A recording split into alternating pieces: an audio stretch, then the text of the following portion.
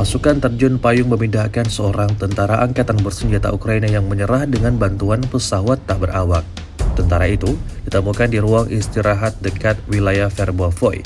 Di sana dia mencoba bersembunyi dari artileri dan menyerang drone. Prajurit Rusia sebelumnya menjatuhkan amunisi ke ruang istirahat tersebut, sehingga musuhnya mengalami sedikit gegar otak dan memutuskan untuk meletakkan senjatanya. Sebuah drone dengan muatan Evo G-25 melayang di atasnya dan melacak pergerakannya.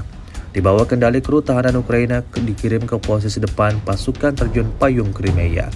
Video yang beredar pada Rabu 7 Agustus 2024 ini menuai beragam komentar dari warganet.